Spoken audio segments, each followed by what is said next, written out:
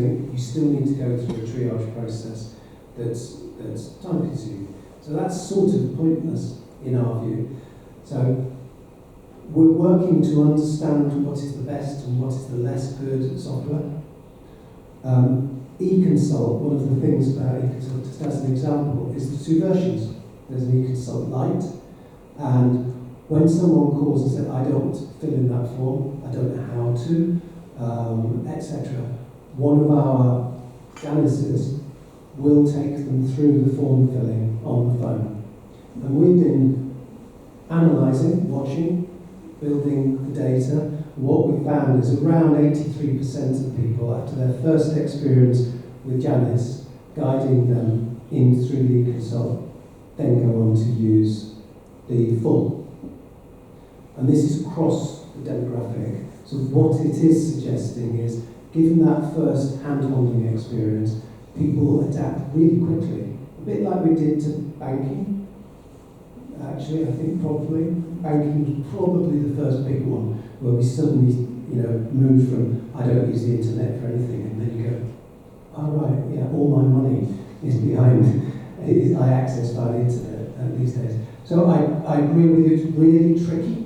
We're trying as much as possible to test those channels in and to understand what works and what's the failure points, and then work on the failure points. And we'll continue to do that as long as we can get some funding to do it.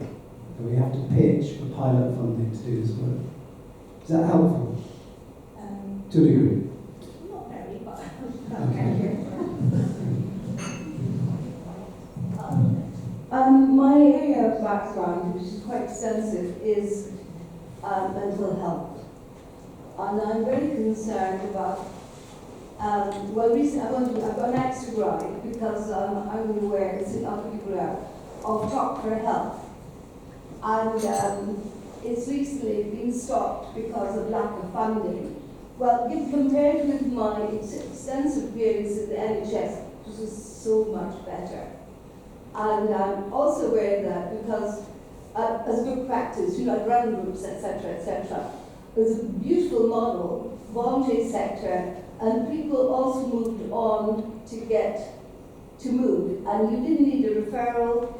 And one meets people in real lives whose lives are falling apart, divorce, losing strength, etc. And one doesn't want them to go through the conventional system. I'm concerned about the lack of funding.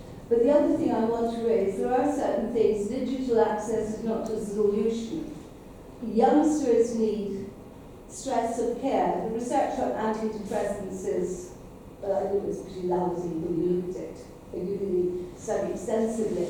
But I'm very concerned about the mental health crisis of the young and who they're referred to. I have direct experience of parents whose kids have committed suicide. And they've been to the system. And I personally have recently taken on an advanced age someone only because they've had care from the system, but the system hasn't touched them at all. Okay, they just get their medication doubled, and they're too clever for that.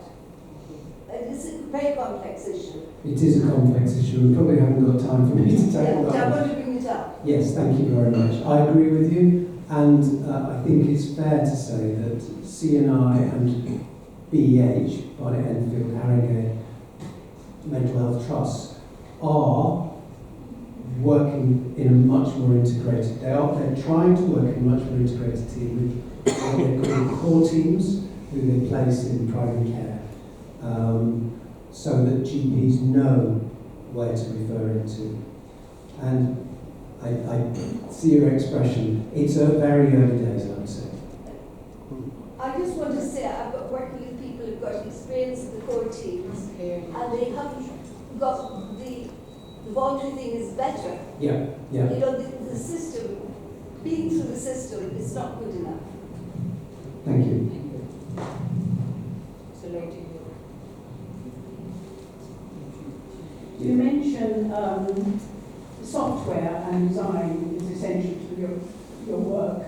Do you anticipate that AI will facilitate the development of your organisation in terms of design? I'm really fearful about AI. And we should be. We absolutely should be. The power of it to solve problems really fast is extraordinary. There's no doubt about it. The power of it to send you down a rabbit hole is also very powerful because it's shiny, it's attractive, it's convenient. So we're very actively wanting to be involved in testing. Again, it's down to that design and testing. Testing where AI in diagnostic tools under incredible rigour is going to be the first, is now fantastic. There's amazing stuff happening. So some of the UCLH work, just a fantastic AI application. On the ground, making it, for instance, in primary care, making access more convenient, getting patients to the right place through algorithmic diagnostic. I think we need to be very careful how quickly we move to those automated decisions, actually. And we are trying very hard to be involved in that work. We've got time for one more question. The person in the middle in green.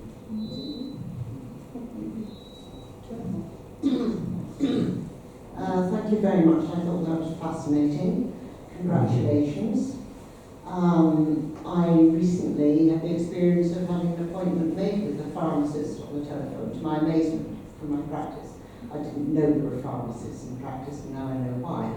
I can't be the only one in the room who wonders if there is any need or role for volunteers to help with this. Thank you. That's a big topic. So yes, I think, and we saw that, didn't we, in the pandemic. It was the most fantastic experience of being able to just break some rules, break down some barriers, because there's quite a lot of margin for safety. And we did some amazing stuff during that sort of year and a half, particularly, with volunteers, without which we couldn't have happened. So I agree. I think we're all sort of breathing and focused. You know, all of these new roles, the Janice example, take a lot of attention because to get the training, to get the count, all of that is quite hard, and it does take our eye off the fact that as residents and patients, there's things that we can do to contribute. So it's a fair point, and you're right. I'm not sure where one takes it. Thank you.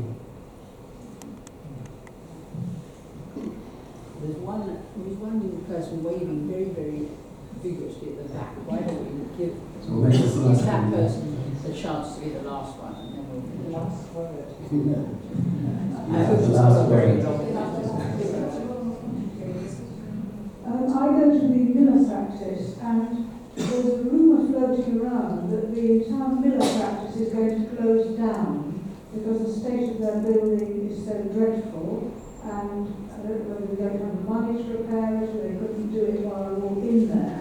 But I can't believe an entire practice of GPs is going to close down in these days when the government keeps on saying we need more and more doctors. So I'm very much hoping that you have something to say about this.